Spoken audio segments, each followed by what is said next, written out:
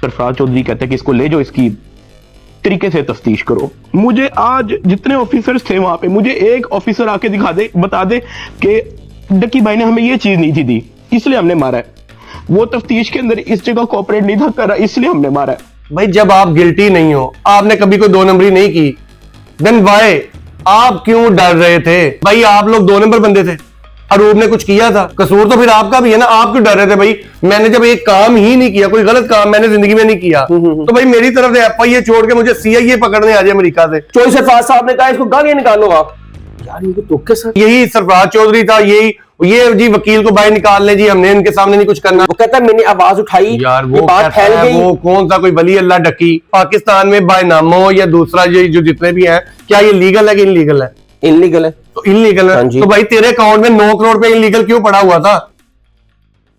अस्सलाम वालेकुम, मेरा नाम हसन शहबाज है और मेरे साथ इस टाइम मौजूद है एडवोकेट जुनैद खान। इनसे पूछेंगे कल डक्की का व्लॉग आया था और डक्की की गिरफ्तारी से लेकर रिहाई तक उन्होंने अपना सारा जिक्र किया और NCC अफसरान को बेनकाब किया। फिर डक्की ने काफी सिंपैथी के लिए और रोया भी है, डेफिनेटली इसके साथ बहुत बुरा भी हुआ। ये सारी तफसीर पूछेंगे कि कल जो डक्की का व्लॉग था उसमें जो चीजें थी उस पर डिस्कस करते हैं। अस्सलाम वालेकुम सर। जी वालेकुम सलाम। जो भाई कल आपने देखा डक्की का व्लॉग, जी उसमें NCC अफसरान ने किस तरह उनके साथ ब्लैकमेलिंग की, डक्की को मारा, उसके बाद 60 लाख रुपए का तलब किया, फिर उसके बाद 30 लाख रुपए का उनसे डिमांड की। ये सारी चीजें बताएं आप।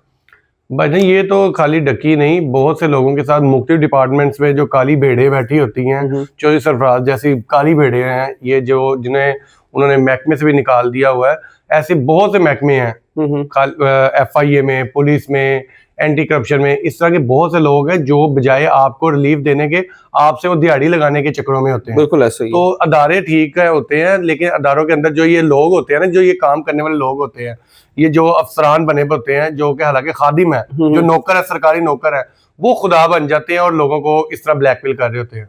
अच्छा, उन्होंने कहा जी अगर अरूब को आपने नामजद नहीं करना तो हमें 60 लाख रुपए दें। उसके बाद अरूब ने अपनी हिफाजती जमानत करवा ली सेशन कोर्ट से। फिर चौधरी सरफराज ने कहा कि तुमने करवा ली, 5 रुपए का पेपर आता है, मैं उस पर 4 FIR दे दूंगा, ये मेरा फलान जज जानने वाला है, ये फलान मेरा जज जानने वाला है। इसके बारे में क्या है, ये डक्की ठीक कह रहा है, इसमें कुछ सदाकत हो सकती है? भाई जो सदाकत का तो मुझे नहीं पता, डक्की भी इंसान है, झूठ भी बोल सकता है, सच भी बोल रहा होगा, वो मुझे नहीं पता। लेकिन मेरा एक क्वेश्चन है यहाँ पे कि आप लोग क्यों डरे? मैं कहता हूं हसन भाई, मैं आप पर 5 पर्चे डालूंगा। भाई जब आप गिल्टी नहीं हो, आपने कभी कोई 2 नंबरी नहीं की, देन वाई आप क्यों डर रहे थे? ये जो भी अदारा होता है ना, पुलिस हो, FIA हो, नैब हो, एंटी करप्शन हो, ये डर के पैसे लेते हैं। जो डर का जितना डर होगा उतने ज्यादा पैसे होंगे, जितना डर होगा उतना रेट ऊपर जाएगा, प्रेशर डालते हैं। भाई आप लोग 2 नंबर बंदे थे, अरूब ने कुछ किया था, वो कह रहे थे इस FIR में बहुत सारी जगह है, इसमें नामजद कर दिया जाएगा आपको। भाईजान कर दे नामजद, जब आपने कुछ किया नहीं है तो फिर आपको डर किस चीज का था? आप क्यों ब्लैकमेल हो रहे थे?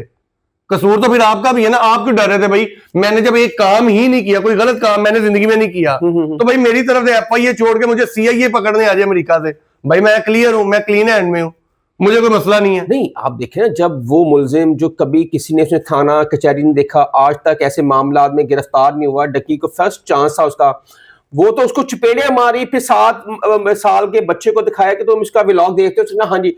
चौधरी सरफराज साहब ने कहा इसको गालियां निकालो आप। यार ये तो के सर भाई ये बताएं, मैं इसकी मजम्मत करता हूं, अगर तो ये हुआ तो इसकी मैं मजम्मत करता हूं, लेकिन हर चीज का एक सबूत होता है। चौधरी सरफराज जैसा करप्ट इंसान है वो मैं मान लिया, क्योंकि एजेंसियों ने उसे पकड़ा, उसके खिलाफ FIR हुई, वो करप्ट तरीन इंसान है, वो शुएब है, जो शुएब रियाज, वो अफसरान जो है, ये करप्ट तरीन। आप बिलीव करें, मेरा भी अक्सर FIA में जाना होता है, तो ये लोग वहां पे फिरौन बने होते हैं, ये बंदे को बंदा नहीं समझ। मैं इस बात से, डक्की की बात से आगे चलने से पहले, आप तो रजब भट्ट के साथ जब मुल्क से जाने से पहले आप तो पेश हुए थे उस दिन। जी जनाब, हम जब गए हैं तो उन्होंने, मैं एज अ लॉयर उसके साथ गया हूं, हमने वहां पे बयान रिकॉर्ड करवाना था, तो यही सरफराज चौधरी था, यही ये जी वकील को बाहर निकाल ले जी, हमने इनके सामने नहीं कुछ करना। फिर वो भाई अभी जब मामला खराब होगा तो कोई बात नहीं, आप बाहर चले जाइए। ये लोग फिरौन बने, हालांकि एक बंदे का राइट होता है कि वो अपने कौंसल, अपने लॉयर के साथ बैठ के अपना बयान रिकॉर्ड कराए और जो भी सवाल आपने पूछना है या कोई बयान रिकॉर्ड करवाना है या कोई सिग्नेचर लेने हैं तो वो अपने लॉयर की मौजूदगी में करवाए। ये लोग फ्रॉन बने होते हैं, वहां पे सारे मामला होते हैं। लेकिन मैं फिर ये कहूंगा, जब तक आप डरेंगे नहीं, जब तक आपने कोई गलत काम नहीं किया, आपको डरने की जरूरत नहीं, आपको रिश्वत देने की जरूरत नहीं है। यहाँ देखिए, आपने कोई 302 तो नहीं कर दी थी, बिल्कुल ऐसे आपकी जमानत नहीं होनी है। आप 302 की भी जमानतें होती हैं, बिल्कुल सही, झूठे पर्चे हुए होते हैं। तो जब आप अल्लाह को हक मान लेते हो, अल्लाह सच बोलने वाले के साथ है, अल्लाह ताला सच्चाई के साथ है, फिर आपको डरने की जरूरत नहीं थी। ये इनकी भी नेग्लिजेंस है। भाई आपसे मांग रहे थे, आप डट के ना करते, क्या हो जाना था? उसमें कोई बादशाह तो नहीं था कि उसने साड़ू उतार देना आपका।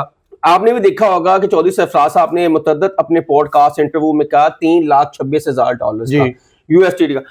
वो डक्की ने अपने कल के व्लॉग में कहा है कि मैं से जबरदस्ती ट्रांसफर कराए गए, ना तो वो स्टेट बैंक का अकाउंट था, ना वो कोई हाई डायरेक्शन दी थी कोर्ट ने कि इस अकाउंट में करें, या वो नैब का अकाउंट था, ना एनसीसीए का अकाउंट था, ना किसी भी गवर्नमेंट अदारे का अकाउंट था।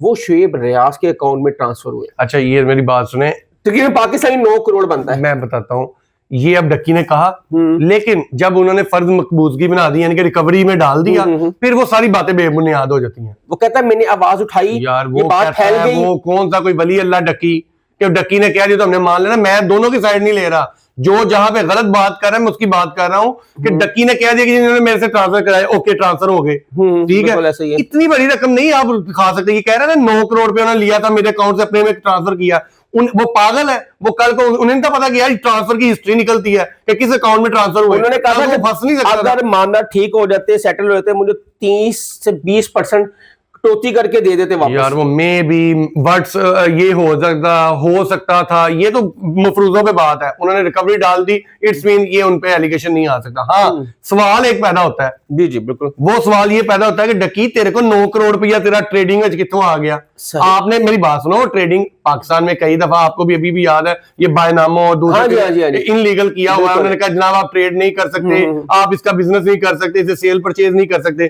तो जनाब अली, आपके पास 9 करोड़ रुपया, इट्स अ ह्यूज अमाउंट भाई, आपके पास वो कहां से आया? वो 8 साल से यूट्यूब पे है, 8 मिलियन उसके अच्छा, इसका मतलब ये आप ये कहना चाह रहे हो कि 8 साल से एक बंदा मंशियात का काम कर रहा है, उसके पास पैसे हैं, अब आगे पाकिस्तान में वो इनलीगल हो गया है, तो मैं उसे शो कर दूं कि ये इनलीगल है? नहीं, वो कहता है कि मैं कमाता हूँ, मुझे एड्स आते हैं। मुझे ये बताएं, पाकिस्तान में बायनामो या दूसरा जो जितने भी हैं, क्या ये लीगल है कि इनलीगल है?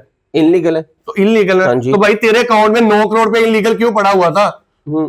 पहले तो इसका जवाब देना। बैठ के ये मेरी बात सुन ले, ये अवाम बेचारी, कल की ना वो एक ड्रामा चला था ना, मेरे पास तुम होगी, एंडिंग हुई थी, पूरा मुल्क रोई जा रहा है मेरे पास तुम होगी। इसी तरह कल का ये डक्की का व्लॉग देके पूरा मुल्क रोई जा रहा है। भाई रोने की जरूरत नहीं है, इसमें जो रियल बात है ना, जो इसमें जो हकीकत है उस पे आए। वो व्यूज उसके माशाल्लाह आपने 3-4 मिलियन व्यूज उसे आपने दे दिए। 7 मिलियन हो गए। 7 मिलियन हो गए, उसे कितने पैसे कमा लिए आपके वो रोने धोने से? माशाल्लाह बड़े पैसे कमाए। ये सब ड्रामाबाजी होती है। मैं कहता हूँ आपको गर्ज तो नहीं है नहीं पे? मेरा जिंदगी में उसने वकील नहीं किया आपको, रजब ने किया? नहीं आप मैं शायद सोशल मीडिया पे मैं हूँ तो मुझे डकी भी अप्रोच करेगा, ये तो नहीं गर्ज निकाल रहे आप भाई मुझे बताएं। मैं उन वकीलों में से हूँ जिसने इसके हक के लिए आवाज उठाई थी, वीडियोस बनाई और वो मिलियंस में गई, मेरे अकाउंट पे लगी हुई हैं। तो इसके हक में थे ना। मैंने किस लिए बनाई कि एक बंदे को इतना जलील मत करें कि वो बंदा बेचारा बनाई, सरफराज के खिलाफ बनाई ना वीडियो, आपने बनाई मैंने इसके हक में बनाई। और लेकिन भाई मैं आगे फिर बात करूंगा, जो जहां पे ड्रामेबाजी कोई करेगा ना, पैसे वहां को चूना लगाने की, वो नहीं करना। ये व्यूज ले रहा है, आप ये कह दे कि मेरा जुनेद खान मेरा लॉयर है तो मैं वकील, आप फिर उसके हक में। तो भाई मैं अदालत के अंदर वकील हूं ना। अच्छा। अदालत के अंदर जो उसके खिलाफ अगर झूठा पर्चा हुआ, मैं उसकी वकालत करूंगा। मैं कोई उसको तो नहीं लेके चलूंगा।